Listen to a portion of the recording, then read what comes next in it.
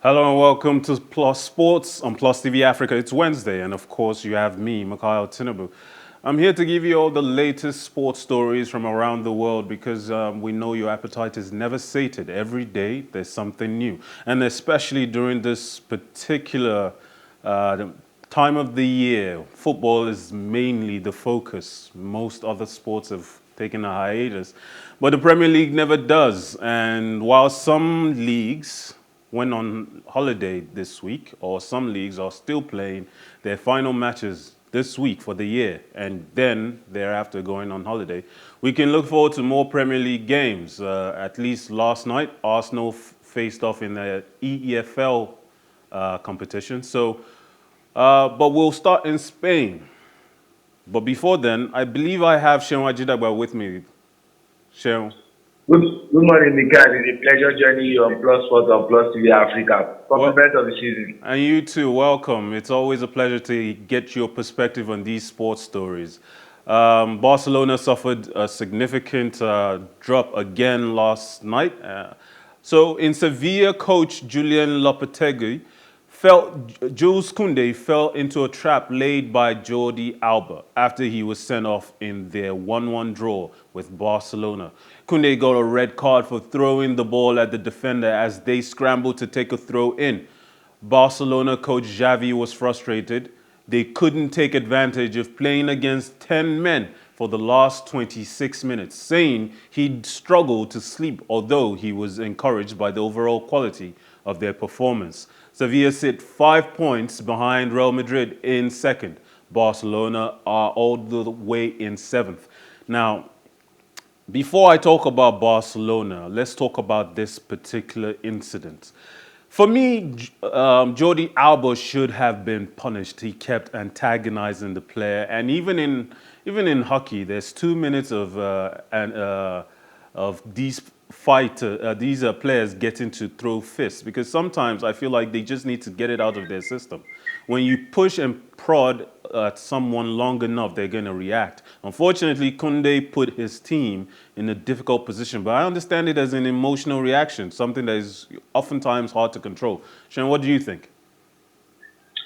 In all honesty, retaliation is not allowed in a game of football.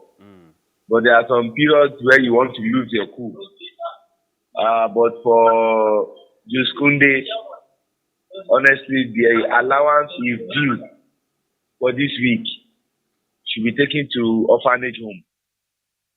That was a silly retaliation. Jordi Alba sold something to him and he bought it. If he were to be on that field with Sevilla playing the full complement of their players, he would have been singing a different song. And he would have also cost his team a point. They got a point yesterday. They will have lost that game because of the silly attitude of Jules Kounde. And they will be missing their next game. You know what is It's interesting not to adding me? up. You know what is interesting to me, aside from Kounde's behavior, the fact is Barcelona players have historically demonstrated what I can only qualify as unsportsmanlike behavior, going down at the wrong time just to buy a free kick, even if it wasn't like a penalty, trying to get the other team's players sent off. There was a famous match against Mourinho's Inter Milan in 2010 in the Champions League semi-final. Thiago Motta got sent off. The video showed Sergio Busquets on the floor, rolling around, and then peeping through his hands just to see if the referee had bought his play acting. It seems to me like Barcelona players, and maybe it's a culture within Barcelona, they're always doing things like this, which I think is beneath their high status. In all honesty, we know that footballers are the best theatrics. They know how to play on the emotions of the referee. And that's why sometimes the referee give them cards for simulation. But what happened yesterday, I knew it was rush of blood to the head of Jules Kounde. We also saw what happened that Jordi Alba bashed him and he was almost going to injure himself. but he would have had what we call emotional intelligence. But almost immediately, he lost his cool and slammed the ball on the face of Jordi Alba. You know, And the referee had no choice but to than to send. issue him a red card I rather understand. than punishing Jordi Alba if he had allowed the referee to do his job. So the referee felt that since you cannot allow me to do my job, I will do it to you. You know, in my opinion, no matter what, Jules should have been sent off because we don't want that in the game. But at the same time, it shouldn't have precluded the referee's ability to still punish Jordi Alba with a yellow card. But I more, agree with you. what I want to go to is the situation with Barcelona. Xavi has been in charge for a few games now, a few draws, one win. What do you assess? How do you assess his time on the job so far and the work he's doing? I certainly see some style in their play now that is similar to when Xavi played football at Barcelona as well. But overall, the results aren't very encouraging. But it's early days. What do you think? Because some will tell you the difference is the same. That this still does not look like a Barcelona that we used to know those days, that would dominate possession and score goals. It's still looking like the Ronald Koeman team. But some will also tell you that it's early days, that when the Xavi just start the job, so we have to give it some time. He has decided to infuse some lads into the team to get the team going. But honestly speaking, things have not turned out the way Barcelona expected. If Real Madrid by chance wins tonight, they would go 18 points clear of Barcelona. And that is almost good night. Barcelona looks like a team that is even struggling to qualify for top Well, four. let's With the way focus. things are going. I think the only thing that can be judged, the only criteria, the only standard by which Xavi's job at the helm of Barcelona this season can be judged by is if they qualify for the Champions League. Because the league, for all intents and purposes, are gone. Atletico Madrid, Real Sociedad, these are the teams closest to competing with Real Madrid for the La Liga title. And even they are struggling. They're not all doing and keeping track with Real Madrid. So effectively, is it already Real Madrid's league to lose? Of course, it's Real Madrid's league to lose. Last weekend, we saw Real Madrid falter. Despite having close to 30 shots on target against Cadiz, it still ended goalless. And they will be happy that their closest rival in Sevilla yesterday did not get the result. So if Real Madrid gets a result tonight, they will go 18 points clear of Barcelona, and they will go some points clear of Sevilla. So honestly speaking, with the way Real Madrid are playing, it's safe to say that they will be champions at the end of the season, because Atletico Madrid are having what we call a lopsided performance. One would have thought that they would give them a run for their money and hold their own, but things are just falling apart for Atletico Madrid. Sevilla also are huffing and puffing, same as Real Sociedad. But if you talk about the team with consistency, you have to give it to Real Madrid. That draw against Cadiz, if they had won it, it would have been 8 straight games. But Cadiz halted it. But they still look like the team that will win the La Liga. All right, let's go to the Chelsea game then. Obviously, Chelsea have been struggling, and Tuchel had something to say about that. Chelsea must find solutions on the pitch despite not having a full-strength squad, manager Thomas Tuchel said on Tuesday, December 21st, as the London side faced the busy year-end fixture period short of several players due to injury or COVID-19. Chelsea had only 4 outfield players on the bench for the goalless draw with Wolverhampton Wanderers in the Premier League on Sunday after 7 members of their squad tested positive for coronavirus. Premier League clubs agreed on Monday, December 20th, to continue playing games scheduled over the festive period, despite several fixtures having been postponed at the weekend due to a surge in COVID-19 cases. Tuchel said he was not disappointed by that decision. Jorginho is, however, back in training after a negative test for COVID-19. But N'Golo Kante will not play against Brentford as he tries to return to full fitness after a knee injury.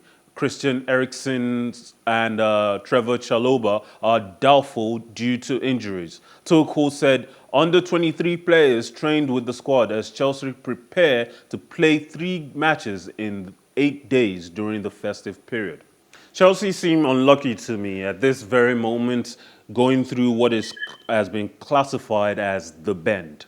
They're struggling for players. They may not even be able to put out a full complement of 11 and 7 substitutes on match days.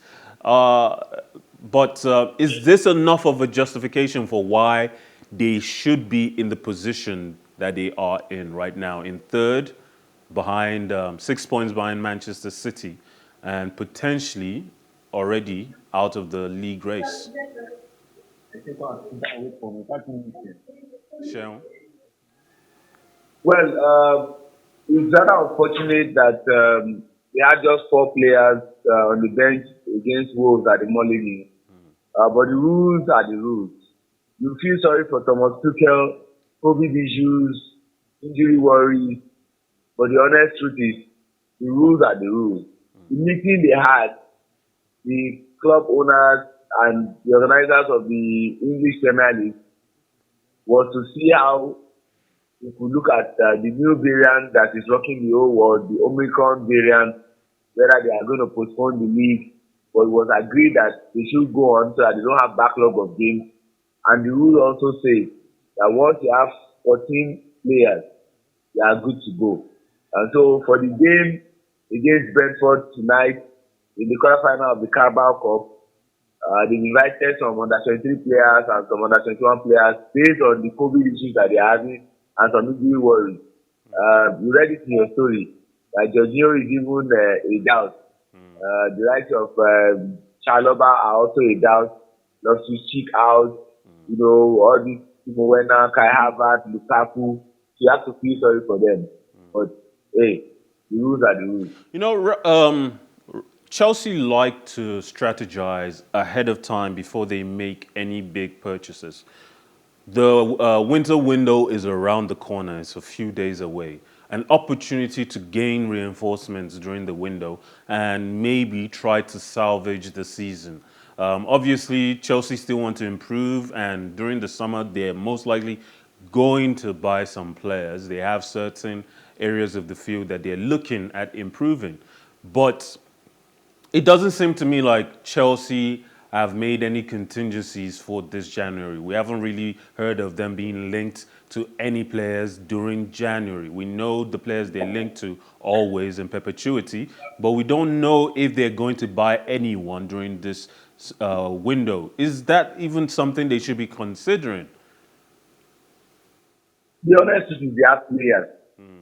But for COVID and injury worries, they have players. So if you still go and buy players, where do you want to put them? Is it in the midfield? They are not short of players. If they attack, they are not short of players.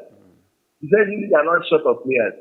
So you only go and bring a player that will sit on the bench. Well, okay, look at the attack. You have 2 of the most expensive guys, Kai Havertz and Romelu Lukaku. Lukaku has not been hitting the bullseye. Him as Kai Havertz. You saw how much they were bought for. Look at their midfield.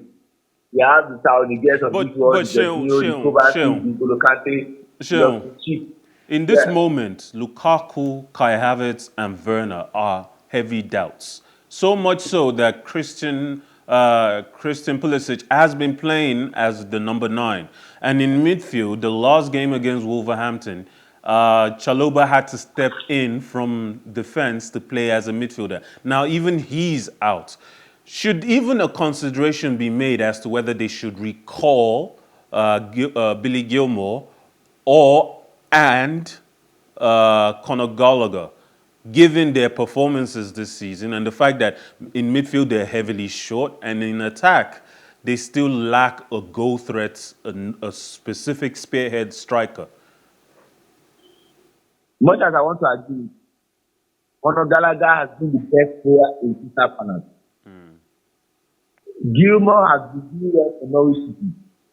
If you bring these guys because they have some temporary issues, when those guys who are out owing to COVID or are injured, when they return, what before the case of these guys that have gone to the fall from their respective clubs? And I've also come to realize myself that there are some players that would almost cut their stuff in mid-table teams where there is no pressure. Case in point, a player like Martin Delu, when he was in Ajax, super player, he got to Juventus, he became a struggle. Akim Ziyech was doing well at Ajax. When they brought him to Chelsea, he had not really done what he wanted to do. Sebastian Haller, you see what he's doing at Ajax, setting all sorts of records. So there are some players that are just good at that level. They are having a temporary problem. All right. If you go and bring these guys, there will be problem. All right, Seun. Guys get it.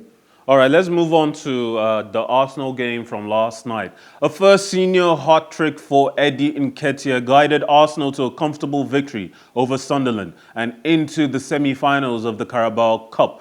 The backup striker has reportedly turned down a new deal at the Emirates Stadium and is out of contract in the summer, but shone in a 5-1 win, which also saw Charlie Patino score on his first team debut.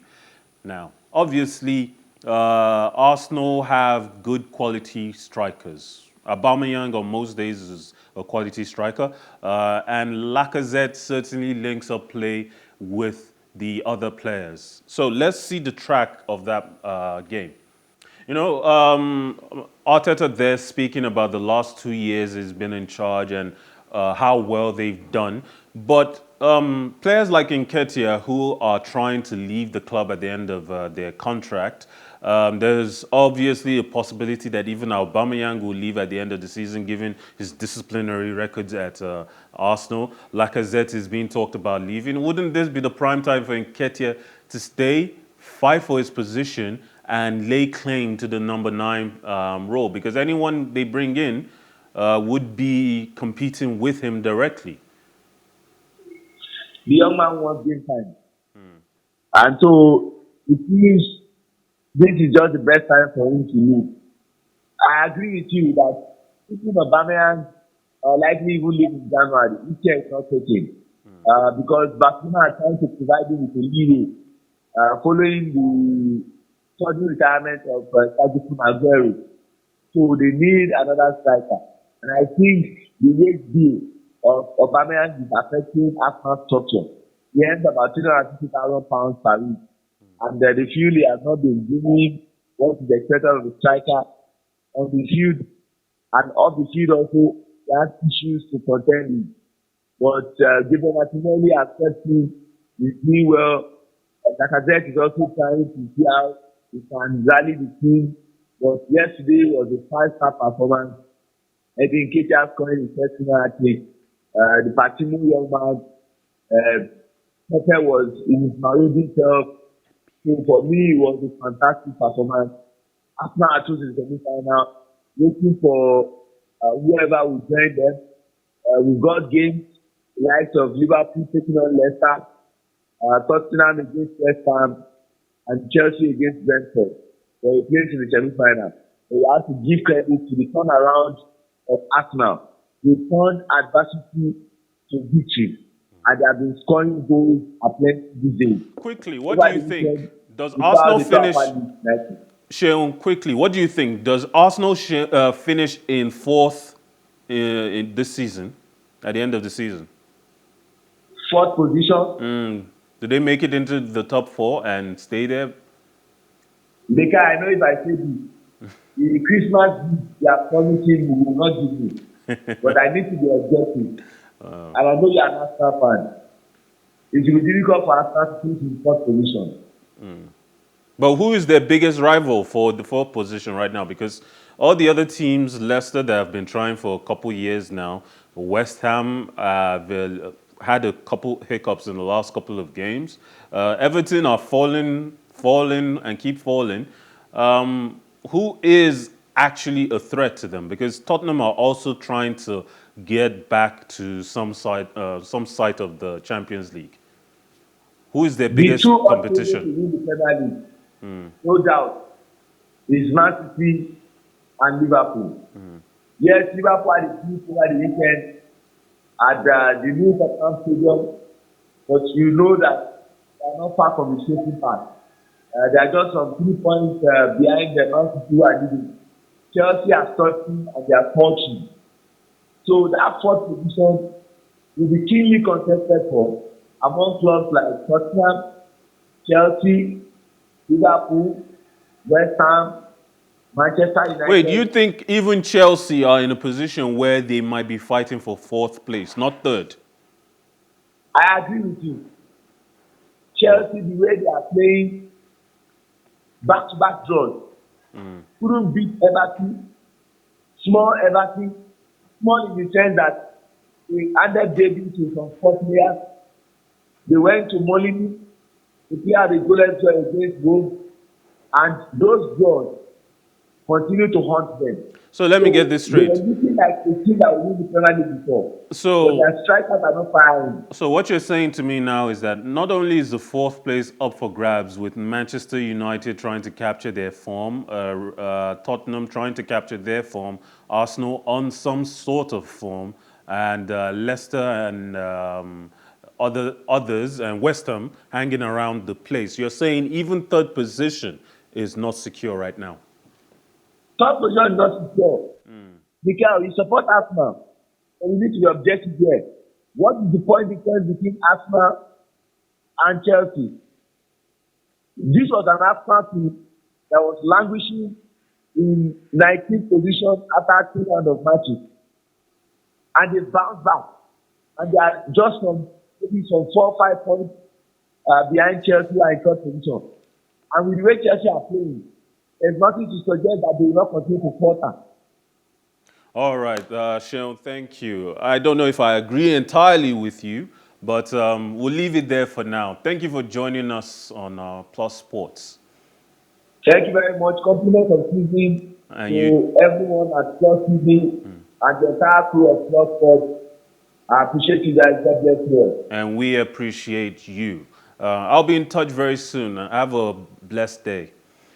Now, Joel Embiid scored 17 of his 41 points in the fourth quarter to seal the win for the Philadelphia 76ers as they beat Boston Celtics 108-103 on Monday.